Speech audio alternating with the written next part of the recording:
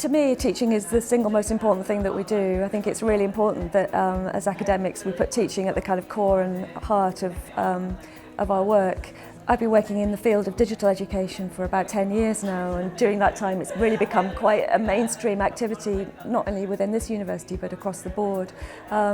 So I think for me, I'm particularly lucky because my teaching is directly in my area of research, and for us it actually doesn't make that much sense to make a distinction between research and teaching, because research in education makes no sense if you're not also practicing education and practicing as a teacher.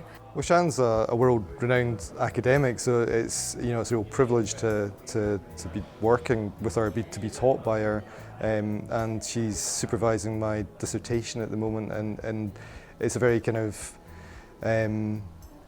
it's a very collegial kind of relationship. She's very encouraging, supportive, and to be able to kind of mine that wealth of knowledge is really valuable for me. Many of our students are in full-time employment either in other universities or in the private sector or the public sector.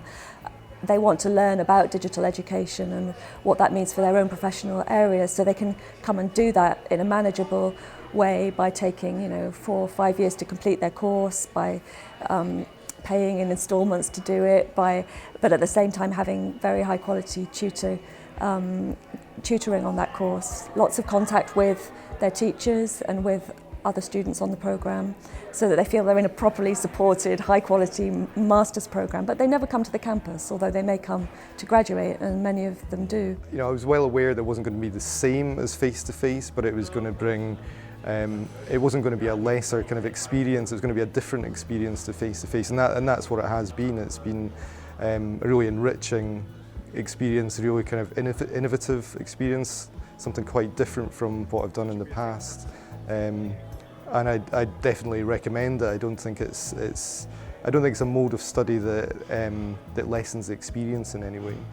Graduation never fails to kind of, fill us with pride really, and it's really surprising every year how many students, wherever they're based, they may be based in the States, they may be based in Australia, Africa, the Caribbean, we have people come from all over the place at the end of their studies to come and graduate in McEwan Hall, and that's a real thrill for us to meet these people and to see them kind of process and get their degree. But at the same time, we have many students who can't come to Edinburgh, so we do a virtual graduation with those students, which is equally fun. So I think we've succeeded in this programme, kind of celebrating that ritual of completion of a programme of study really well, regardless of whether you're here on campus or based elsewhere. One course that I took, each of us were to create an open educational resource, so create a short piece of learning as part of the assessment for that course.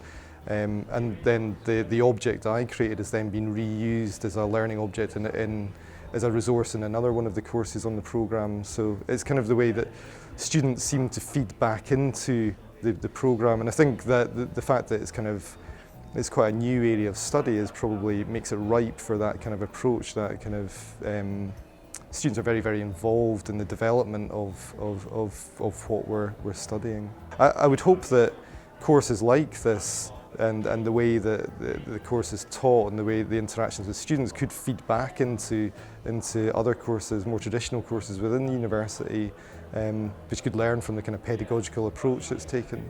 I certainly feel that my own research benefits immeasurably from the scholarship of my students. So it's I think working closely with students who are interested in similar areas is a massive and direct benefit to your own scholarship. So I don't really see research and teaching as being highly kind of differentiated from each other in that respect. I think research needs teaching and teaching needs research.